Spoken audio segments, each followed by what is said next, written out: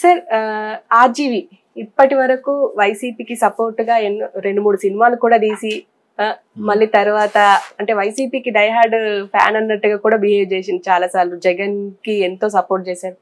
కానీ సడన్ గా ఇప్పుడు ఆర్జీవి టీడీపీకి సపోర్ట్ కూడా కాదు, కంగ్రాట్స్ చేశారు అంతే. దాంట్లో చంద్రబాబు నాయుడుకి, పవన్ కళ్యాణ్కి, లోకేష్ బాబుకి అందరికి కంగ్రాట్స్ అంటూ ఒక ట్వీట్ పెట్టారు. అసలు దీన్ని ఎలా చూడొచ్చు అంటారు మనం? ఎలా చూడాలో అర్థం అవట్లేదు. ఎందుకంటే ఇదే ఆర్జీవి గారు చంద్రబాబు గారు సభలో అవమానం జరిగిన తర్వాత బయటకు వచ్చి ప్రెస్ ముందు కన్నీరు మున్నీరయ్యారు. అక్కడ ఆయన నాకు ఆ రోజు ఇచ్చిన స్టేట్మెంట్ నాకు బాగా నచ్చింది. ఏంటంటే చంద్రబాబు లాంటి వ్యక్తి ఇట్లా ఓపెన్గా సభాముఖంగా ఇన్నేళ్లలో ఆయన నవ్వడం కానీ ఆడడం కానీ చూడలేదు. ఇలా ఆయన చిన్నపిల్లల వెక్కి వెక్కి ఆడడం నాకు నచ్చలేదు అన్నాడు ఆయన. నాది అదే అభిప్రాయం. ఎందుకంటే ఎప్పుడూ గంభీరంగా ఉండే వ్యక్తి ఎన్ని సమస్యలు వచ్చినా, ఎన్ని కష్టాలు వచ్చినా, టీడీపీని అధపాతాలను తొక్కాలని చూసినా, తెలంగాణలో కూడా టీడీపీని నామరూపాలు లేకుండా తుడిచిపెట్టాలని చూసినా మరలా టీడీపీ తన్నుకొచ్చింది. మరలా ప్రతిసారి బౌన్స్ బ్యాక్ అవుతుంది. ఇప్పుడు ఎలాగైందో అలాగే. అలా అవడానికి కారణం ఏంటంటే because of Chandrababu Naidu leadership qualities. There is no doubt. ఎందుకంటే ఆనాడు అందరూ చెప్పేది ఏంటంటే ఎన్టీఆర్ గారిని వెన్నుపోటు పడిచి ఈయన పార్టీ పగ్గాలు తీసుకున్నాడు అన్నారు. కానీ ఒకవేళ అలాగాని ఆయన అప్పుడు చేయకపోతే టీడీపీ అనేది ఉండేది కాదు అని చాలా మంది అభిప్రాయంలో నాది కూడా అదే అభిప్రాయం. దాని వెనక రీజన్స్ మళ్ళీ మనం మాట్లాడుకోవద్దు. నిజంగానే అప్పుడు కానీ ఎన్టీఆర్ గారి పగ్గాల నుంచి బాబు గారు తీసుకోకపోతే మాత్రం టీడీపీ బతికుండేది కాదు ఈ రోజుకి. అది అయితే అంత గుంభనంగా, అంత గంభీరంగా, ప్రతిది కూడా డిగ్నిఫైడ్గా, ఎంతో ఇదైతే కానీ చిన్న స్మైల్, అంటే ఆనందానికి పొంగిపోవడం ఉండదు, బాధకి కుంగిపోవడం ఉండదు. అంత ఇదిగా ఉండే వ్యక్తి అలాగ ఏడవడం ఏంటి నాకు నచ్చలేదు అన్నాడు ఆర్జీవి. వాస్తవమే, నాకు నచ్చలేదు. It the same time vice versa నేనేమంటానంటే దేనికి ఏ పార్టీకి ఏ వ్యక్తికి వ్యక్తి పూజలు కానీ అసలు భగవంతుని కూడా నమ్మని ఆర్జీవి ఇలాగ ఒక వ్యక్తికి పూజ చేయడంగా మారిపోవడం నాకు నచ్చలే. మీరు అన్నారా వైసీపీకి, నిజమే అది. ఎప్పుడైతే టికెట్ల రేట్లు తగ్గించారో కేవలం పవన్ కళ్యాణ్ సినిమాని దృష్టిలో పెట్టుకొని ఏవైతే సెట్టింగ్లు చేశారో వాటన్నిటి దృష్టిలో పెట్టుకొని ఈయన మరి మీరు తీయండి అని చెప్పి ప్రభుత్వం మీద సెటైర్లు వేసి పెగ్గు గ్లాస్ పట్టుకొని కూడా మాట్లాడి మీరు సత్తా ఉంటే మీరు తీసి చూడండి, తీయండి సినిమాలు అంటే ఎవడో ఒక ఆయన అన్నాడు, పేరు ఎందుకు, మా ఎక్స్ మంత్రి, మేము హీరోని పెట్టి మా పిల్లల్ని పెట్టి తీస్తాం, తీసుకోండి చెయ్యండి, ఒక్కడు వస్తాడేమో చూడండి థియేటర్కి అన్నట్టు కూడా ఈయన మాట్లాడిన వ్యక్తి. తర్వాత పేరు నాని గారిని కలవడానికి వెళ్ళి సినిమాటోగ్రఫీ మంత్రిగా ఉన్నప్పుడు పేరు నాని గారి కలవడానికి అక్కడి నుంచి మరి మారిపోయాడు. ఆయన మారిపోయాడు అనుకోవాలి. ఎందుకంటే ఆయన ఎప్పుడు ఒక వ్యక్తి ఆరాధన కానీ, ఒక దైవభక్తి కానీ, లేదంటే ఒకటి ఇలా అనుకుంటాడు, అమ్మో సొసైటీ ఏమనుకుంటుంది నా గురించి అని కాదు. ఆయన కోసం ఆయన బతుకుతాడు, ఆయన కోసం ఆయన మాట్లాడతాడు, ఆయనకు నచ్చినట్టు ఆయన ఉంటాడు.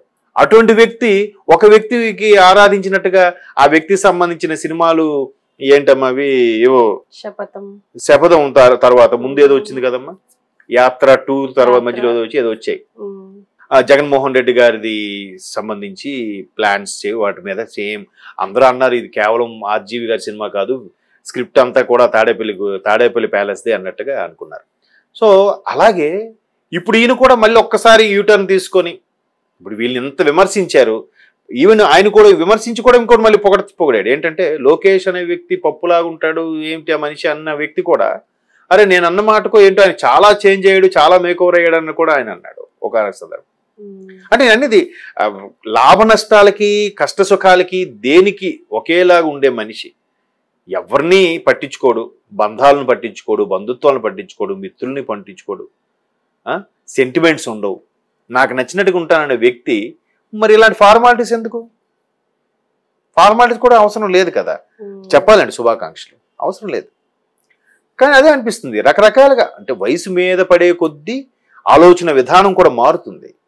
ఇప్పుడు మీరు అన్నట్టు పవన్ కళ్యాణ్ గారు అంటే నాకు చాలా ఇష్టం, కానీ అంటూనే గతంలో ఒక శ్రీరెడ్డి గారితో ఏదో చేయించారని చెప్పి శ్రీరెడ్డి గారితో నేనే అలా చేయించానని చెప్పి కూడా మీడియా ముఖంగా మాట్లాడారు. గుర్తుందా, TV9 దగ్గర ఎక్కడో ఒక ఛానల్లో మాట్లాడారు. శ్రీరెడ్డి గారు ఇప్పుడు ఆఫ్ కోర్స్ కనబడట్లేదు. అట్లా అంటే శ్రీరెడ్డి గారు పవన్ కళ్యాణ్ గారిని విమర్శించడం దాని వెనక ఈయన హస్తం ఉందన్నట్టు కూడా వార్తలు వచ్చాయి. అలాగా మొత్తానికి నాకు ఆయన ఇష్టం అంటూనే చాలా ఆయనకి వ్యతిరేకంగా పనిచేశారనమాట. సో అటువంటి వ్యక్తి శుభాకాంక్ష చెప్పడం అనేది ఏంటి, మరలా భయపడుతున్నారా అంటే నేను ఎవరికి భయపడను, నా ఇల్లు అడ్రస్ అందరికీ తెలుసు అన్నట్టుగానే మాట్లాడతారు. కానీ సెక్యూరిటీ పెట్టుకున్నారని కానీ ఏవో రకరకాల వార్తలు వస్తున్నాయి. ఏదైతేనే జనాలు కూడా ఎలా ఉన్నారని అంటమ్మా, ఈ ఎండకి ఆ గొడుగు పట్టేలా ఉన్నారు. సహజం అంటే ఇక్కడ ఇండస్ట్రీలో కానీ రాజకీయంలో కానీ ఎక్కడైనా సహజం. బట్ వర్మ అనే వ్యక్తి ఏ ఎండకి ఆ గొడుగు పట్టేవాడు కాదుగా. ఎందుకంటే ఆయనే చాలా సందర్భాలు చెప్పారు. అమితాబ్ బచ్చన్ లాంటి వ్యక్తి అయ్యా నా ఇంట్లో కార్యక్రమం ఉంది, శుభకార్యం ఉంది, నువ్వు రావాలంటేనే వీడిని వెళ్ళడట. నువ్వు రాకపోతే ఒప్పుకోను, నువ్వు అన్ని దానికి దేనికి రావు, నువ్వు దీనికి రావాల్సిందే అంటే అప్పుడు ఒకసారి ఏదో కార్యక్రమంకి వెళ్ళాడంట. అసలు ఏం పట్టించుకోడు ఈ శుభకార్యాలు అశుభ కార్యక్రమాలు. ఆయన పొద్దున్నే లేవాలా, స్నానం చేయాలా, ఈ టైంకి వెళ్ళాలి, అదేం లేదు. ఆయన 24 అవర్స్లో ప్రతి ఏదైనా ఒకటే అవరు, ఏ గంటైనా గంటే. పొద్దున్నే లేవాలి, నైట్ అవగానే పడుకోవాలి అది లేదు. నైట్ అంతా మేలుకొని ఉంటాడు, పొద్దున పడుకుంటాడు, లేదు పొద్దున్నే లేస్తాడు, నైట్ పడుకుంటాడు. ఆయన ఇష్టం, రోజుకి ఒకలాగా ఉంటాడు ఆయన. అంటే అదే అలాగా ఈ దేనికి పద్ధతులకి సిస్టమ్కి దేనికి తల ఉంచిన వ్యక్తి ఫస్ట్ టైం ఒక పార్టీకి కొమ్ము కాశాడనే చెప్పుకోవచ్చు. మీరు అన్నట్టు శపథం లాంటి కొన్ని సినిమాలు చేసిన తర్వాత. అలాంటిది ఇప్పుడు మరలా ఇప్పుడు చంద్రబాబు గారికి చెప్పడం అన్నది పెద్ద ఆశ్చర్యం లేదు. ఎందుకంటే ఆల్రెడీ ఒకసారి వైసీపీకి కానీ జగన్మోహన్ రెడ్డి గారికి స్వామి భక్తితోనో లేదంటే వ్యక్తి ఆరాధనతోనో చేసిన పని ఇప్పుడు మరలా పార్టీ మారిపోయింది కాబట్టి ఇప్పుడు వీళ్ళకి శుభాకాంక్షలు చెప్తూ మళ్ళీ వీళ్ళకి ఆరాధిస్తాడేమో చూద్దాం. ఒకసారి మారింది కదా, మార్పు వచ్చింది కాబట్టి ఇప్పుడు మళ్ళీ అలా అవ్వచ్చు. లేదా జనరల్గా నేను ఎవరినైనా ఒకేలా చూస్తానని చెప్తాడు ఆయన. అలా అనుకుని కూడా పెట్టుండొచ్చు. కానీ అట్లా ఎప్పుడు అనిపించలేదు కదా సార్. అంటే వ్యూహము శపథం సినిమాలు తీసినప్పుడు కూడా ఆయన నా ఇష్టం భయ్ అన్నట్టుగా ఉండే. సడన్ గా మళ్ళీ అంటే జర్నలిస్ట్ ఎవరైనా మీరు గతంలో దెయ్యం సినిమాలు తీశారు, గతంలో ఇట్లాంటివి తీశారంటే దాని గురించి ప్రెజెంట్ మాట్లాడండి అన్నట్టుగానే నా ఇష్టం. ఇంకోటి కూడా చెప్పాడు, నేను ఇలాగే తీస్తాను, చూసినోడు నచ్చినోడు చూడాలి, అది మానేయండి. అలా అంటే కొన్ని సిద్ధాంతాలు కొన్ని పద్ధతులు ఉంటే అట్లాగా ఉండాలిరా, దేన్ని పట్టించుకోకూడదురా అనుకునే వాళ్ళు కూడా ఉన్నారు.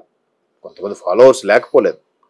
కాకపోతే మరీ అన్నిటికీ పనికిరాదు. ఇప్పుడు తెలుగులో కానీ ఎక్కడైనా కానీ పెద్దానికి 2 ఉంటాయమ్మా. ఆలస్యం అమృతం విషం అంటారు, నిదానమే ప్రధానం అంటారు. ఏది కరెక్టు? సందర్భానుసారంగా వెళ్ళిపోవాలి, అంతేనా? కొన్ని దగ్గరలు జాగ్రత్తగా వెళ్ళాల్సినప్పుడు నిదానమే ప్రధానం. లేదు అక్కడ లేట్ అయితే కొంపలు మునిగిపోతాయి అన్నప్పుడు ఆలస్యం అమృతం విషం అయిపోతుంది అన్నట్టుగా ఉంటారు. అంతేగాని అన్నిటికీ నిదానమే ప్రధానం అయితే ప్రాణాలు పోతాయి. అక్కడ అన్నిటికీ ఆలస్యం అమృతంతో గాబరకి వెళ్తే జారి పడతారు కదా. ఎక్కడ అలాగే ఆయన కూడా కొన్ని సందర్భాల్లో నచ్చుతాడు, కొన్ని సందర్భాలు నచ్చడు. అన్నిటికీ ఒకటే అంటే కాదు కదా. కాబట్టి అలాంటి విషయాల్లో కొంచెం చాలా మంది ఎక్కువ మంది ఆయన వదిలేసాడు, ఆయన గురించి ఎందుకు మాట్లాడుకోవడం వేస్ట్ అనుకునే వాళ్ళు ఉన్నారు. లేదు రబ్బా అనుకుంటా కానీ ఆయన ఉండడం కష్టంలో అనుకునే వాళ్ళు కూడా ఉన్నారు. మేబీ వ్యక్తి ఆరాధన ఇప్పుడు జగన్మోహన్ రెడ్డి గారి నుంచి స్టార్ట్ చేశారు కాబట్టి మళ్ళీ ఈ శుభాకాంక్షలు చెప్పడం ఇవన్నీ